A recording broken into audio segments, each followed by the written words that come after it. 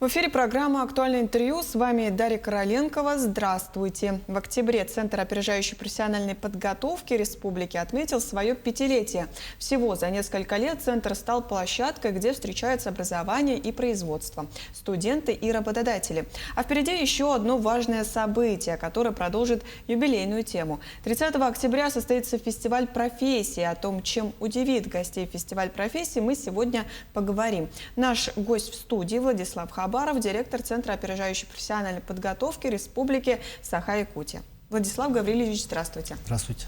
Ну вот фестиваль профессии – это одно из ключевых событий в честь юбилея. Почему именно вот этот формат, почему именно фестиваль?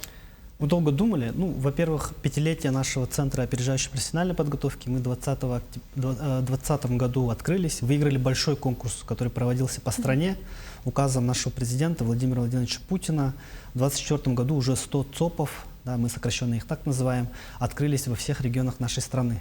И вот одним из первых на Дальнем Востоке вот в 2020 году, 5 лет назад, открылся наш Центр опережающей профессиональной подготовки. Мы долго думали вообще, как отметить этот маленький мини-юбилей.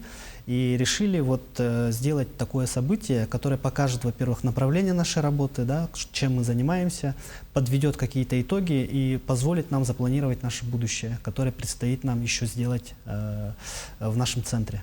И поэтому то, чем мы долго и хорошо занимаемся, это организация таких мероприятий, фестиваль профессий, где мы покажем, во-первых, образовательные ресурсы нашего региона, какие у нас техникумы, колледжи есть, вузы есть.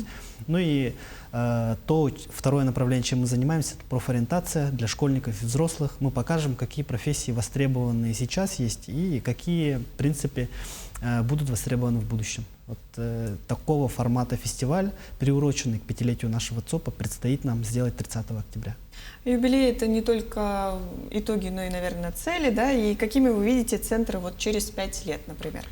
Ну, Центр опережающей профессиональной подготовки вот по итогам 2025 года он входит в тройку лучших ЦОПов по всей стране.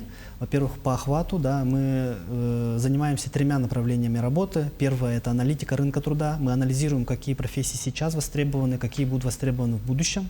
Второе направление – это краткосрочные образовательные программы. Мы за 5 лет охватили порядка 3000 человек, более 3000 человек, которые получили профессию у нас, трудоустроились и либо стали самозанятыми или открыли свое собственное дело. Ну и третье направление – это профориентация. Да. Со школьниками, со взрослыми, со всеми надо работать, говорить, какие направления есть развитие у нас в регионе, и что у нас в республике можно учиться, получить какую-то востребованную специальность, и у нас в республике можно хорошо зарабатывать и быть успешным. Об этом и обо всем остальном мы раскроем на фестивале профессий. А какие, может быть, проекты планируете запустить в будущем? Ну да, вот такая фестивальная и такая работа по организации форумов, конференций, выставок и продолжится, да, но сейчас у нас большие задачи стоят по обучению взрослого населения, да, это первое направление очень большое. Мы реализуем федеральный проект содействия занятости, эта работа будет продолжена, и еще очень много у нас и вакансий на рынке труда сейчас по всей стране. Учиться никогда не поздно, и для взрослого населения мы будем об этом говорить и учить людей краткосрочным программам и дать возможность им получить профессию. Второе направление – это профориентация. Сейчас внедряется единая модель профориентации по всей стране.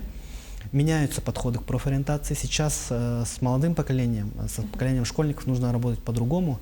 И эту работу мы обязательно продолжим. Очень много проектов, которые сейчас и в Смарт-Теке, в ОСИ, да, и лучшими практиками Минпросвещения наши проекты признаны. Вот с этими проектами мы работу продолжим.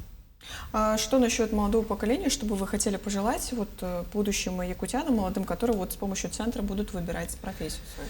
Да, вот 30 октября наш проводимый фестиваль не зря называется «Якутия. Мои горизонты». Вот в этом мы закладывали очень большой смысл. Да? Первое – это то, что каждый четверг у нас проводится курс внеурочных занятий «Россия. Мои горизонты».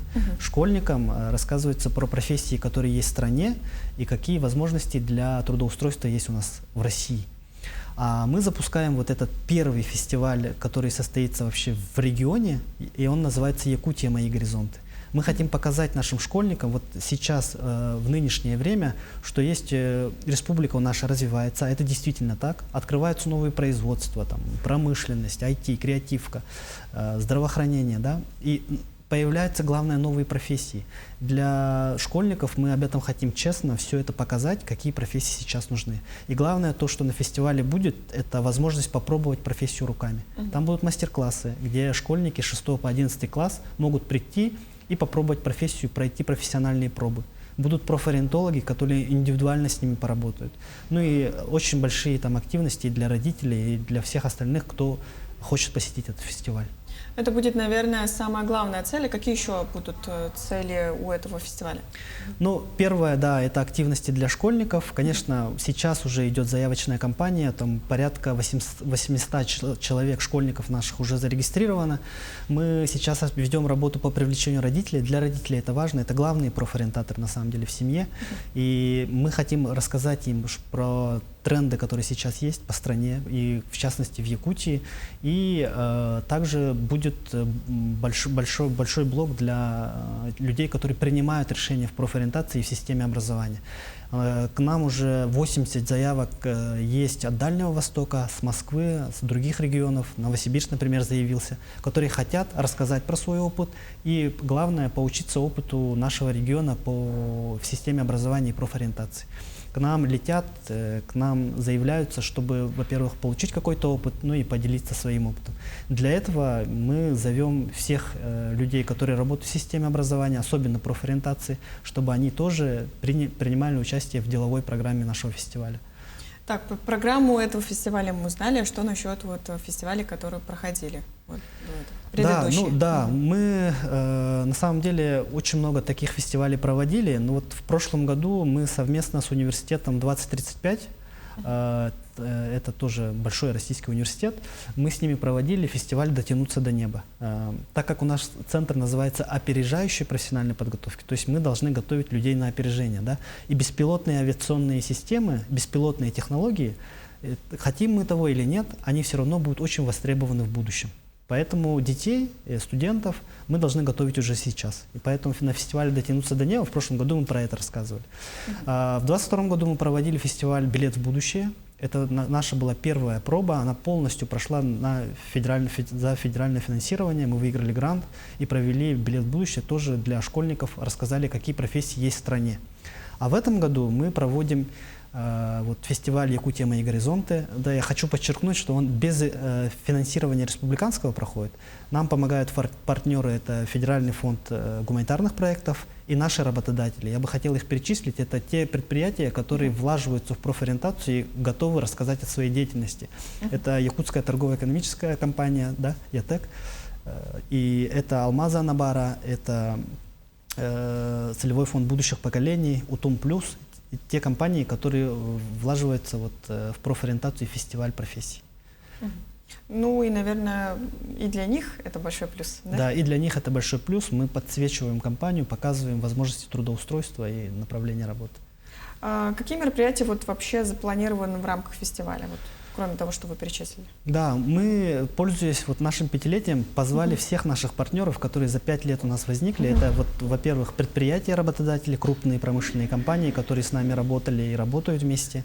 Да, они покажут свои возможности. Это широкая общественность, да, это наши блогеры. Вот у нас есть амбассадоры, Мария Столярчик, например. Она как блогер, родитель, проведет свою площадку «Родитель в теме». Для родителей будут мастер-классы и расскажут, какие нововведения в части, допустим, ОГЭ, ЕГЭ, целевого обучения есть, то, что интересует родителей.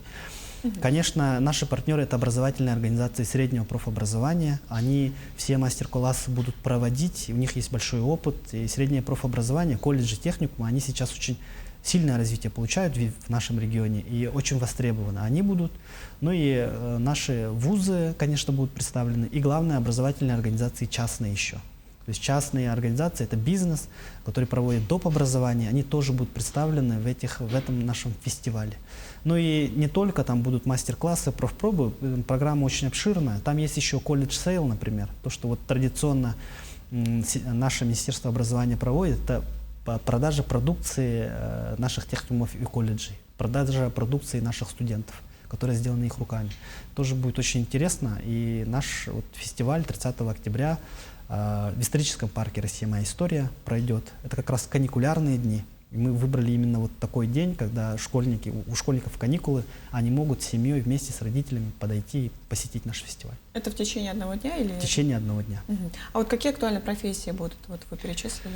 Да, ну там будет порядка 20 мастер-классов, начиная там от швейного дела, да, заканчивая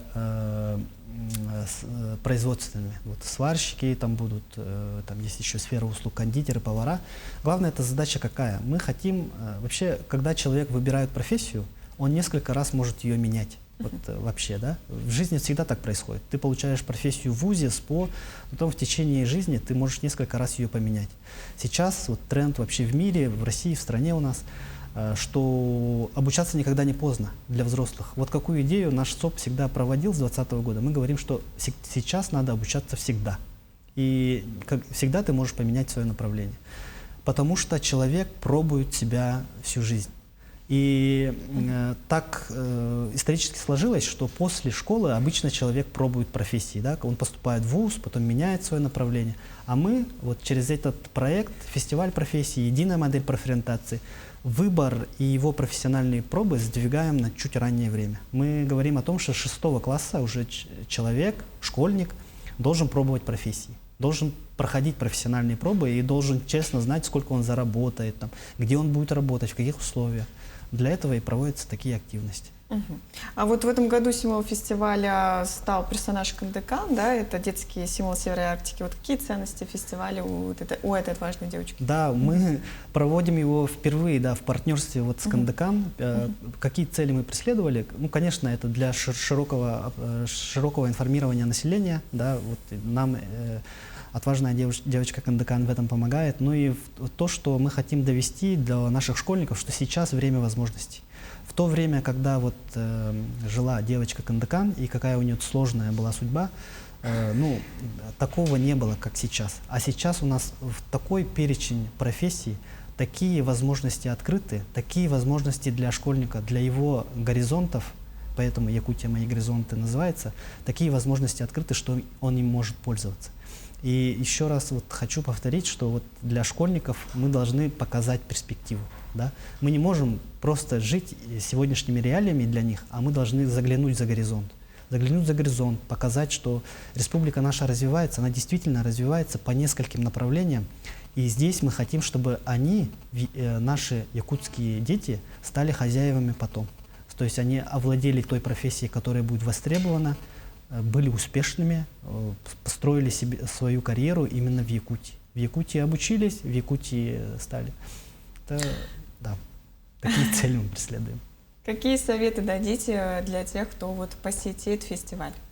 Ну, прежде всего, наверное, для родителей, для школьников-то мы уже, наверное, через свои ресурсы выходили. Для родителей я что хочу пожелать? Надо подготовиться, да? Надо подготовиться. Вот главные профориентаторы все-таки в семье — это родители. Они всегда нам задают вопросы, как профориентировать моего ребенка, какие направления им подходят. Надо, конечно, подготовиться, серьезно отнестись к этому мероприятию. Посмотреть, как реагирует ваш школьник на ту или иную профессиональную пробу. Поговорить индивидуально с профориентологом, лучшими, которые мы привлечем в рамках фестиваля.